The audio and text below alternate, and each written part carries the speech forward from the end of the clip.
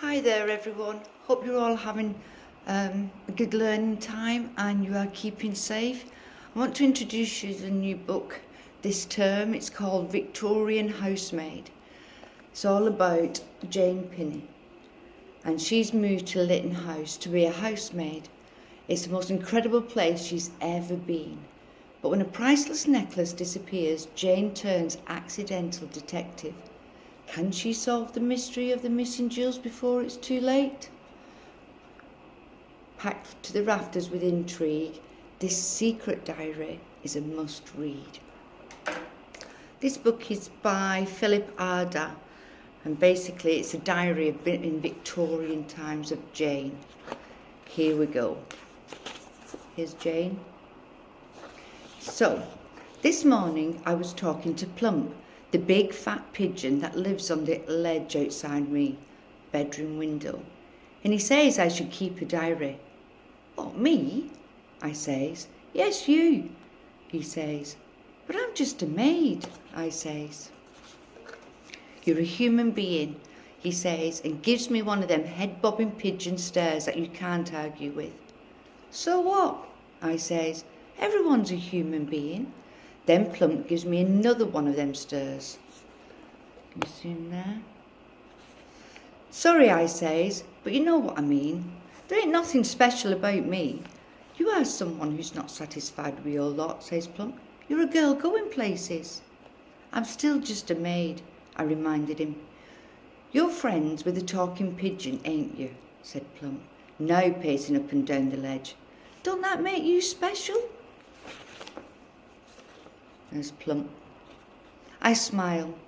I suppose it does, I says, but I still can't write a diary. Why not? He says. Because I can't write much more than my name, I says. Plump tilts his head to one side, like he always does when he's having a really serious think. I have an idea, Jane, he says. A blooming brilliant idea. He calls me Jane, 'cause that's my name, Jane Pinney. What, I says? You tell me what to write and I'll write it for you. I laughs. Pigeons can't write, Plump, I says. Pigeons can't talk either, can they? He says, but that ain't stopped me. True, I agreed. So you'll keep a diary. Deal? He says. Deal, I says. And I ain't about to break my word to my bestest friend. Day 2.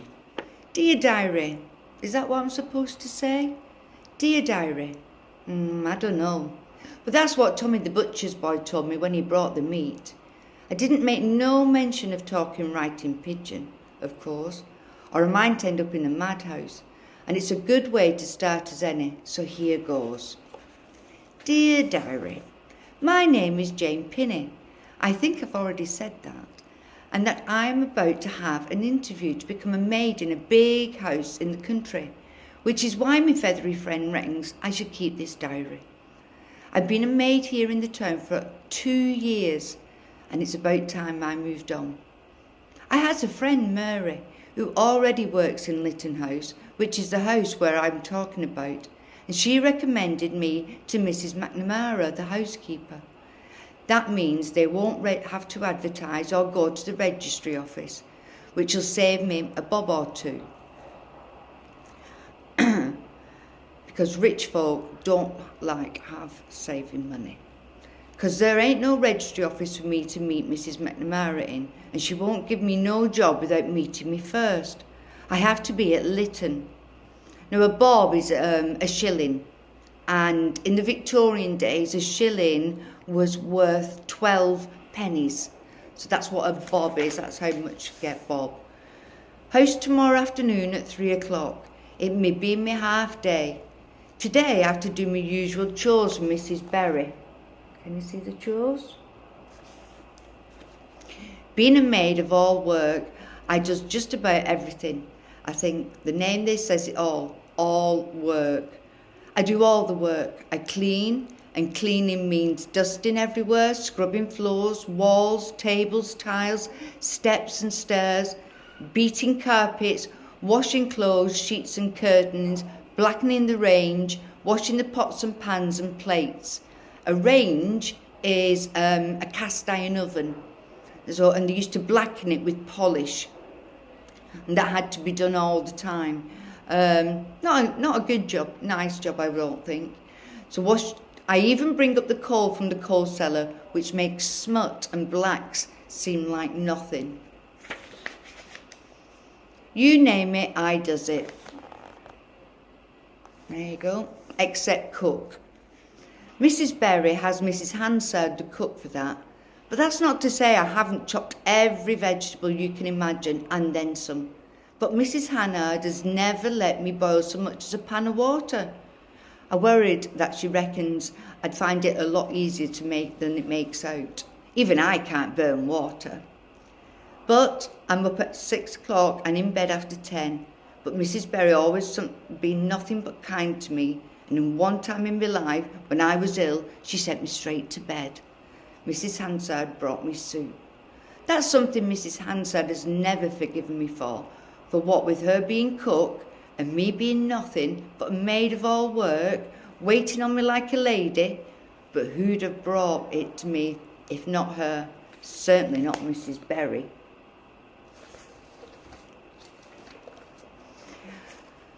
I'm sure if there is a Mr. Berry, dear diary, I means, there must have been once, but not in the 2 years I've been here, and no one ever talks of him.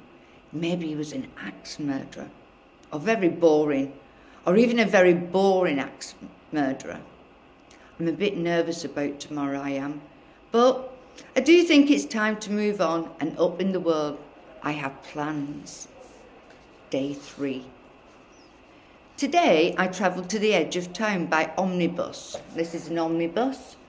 Horse and cart, that's an omnibus. I'd never been on one before because they're much more expensive than travelling third class by train.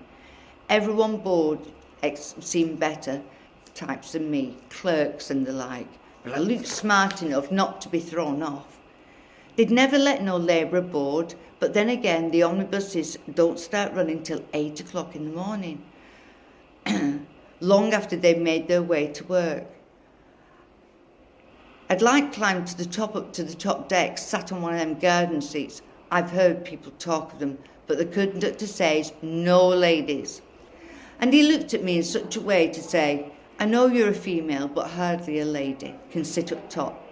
My gran remembers when an omnibus was a little more than a stagecoach, and no lady would sit up top for 2 very particular reasons. 1, if people could see up the skirts as you climbed up the ladder, they surely wouldn't when you sat on the knife board. She had right giggle when she told me this. I still miss my gran. She was taken by the angels with consumption. Now, the name for consumption is what we call today TB, tuberculosis. In the Victorian days, they called it consumption, so it's TB today. It was only an hour's walk from the omnibus stop to the gates at Lytton House.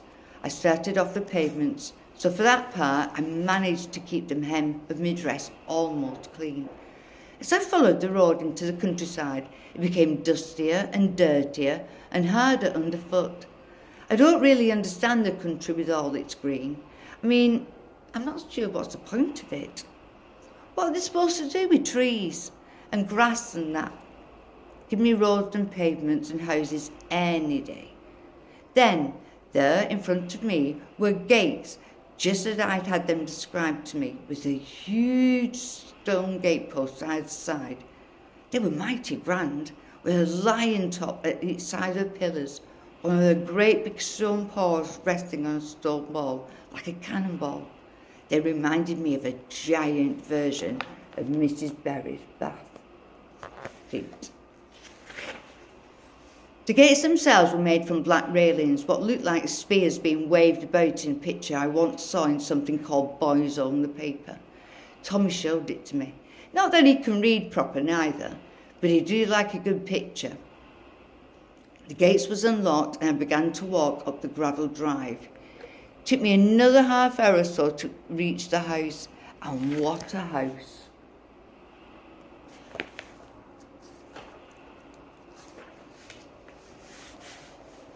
house don't describe it. It's more like a palace. No, honest to God, Leighton House is incredible. That's the word, incredible. I've never seen nothing like it. It looks like it's been carved out of icing, like the stuff I saw on a wedding cake in the window of a big department store. It's 4 or 5 floors high, depending how you count them. There's a basement at the ground floor, an enormous front door, which you'd expect outside a cathedral or something. A first floor, a second floor, and tilting my head back, I could see there were some windows lit up in the roof, which meant attic room. To live and work in a place like that would be, well, I've no words to describe it. Suddenly, I felt all wobbly, like Mrs. Hansard Aspic, overcome with nerves like, who'd give me a job like a place like this? Of course, I didn't go marching up the steps to the front door. That's not for the likes of me. I'd be thrown out on my ear before I'd even started. I'd go round the back and down steps to the basement floor, straightening my dress, black of course, knocking the knocker. It was Mary that opened the door, and relief flooded through me as she gave me a wink and led me through to the kitchen, full of hustle and bustle, past the servants' hall to the housekeeper's room. She knocked on the door, and when a voice on the other side said, "Come in," she gave me a nod of encouragement, then scurried off down the corridor. Mrs. McNamara was not wearing a black dress and a big bunch of keys on her belt. She had her hair in a bun and has one of the faces that tells you that smiles a lot. She was sitting at a small desk when I went in, but I stood up and walked round to greet her. "Good afternoon, Jane," she says. Her accent is Scots.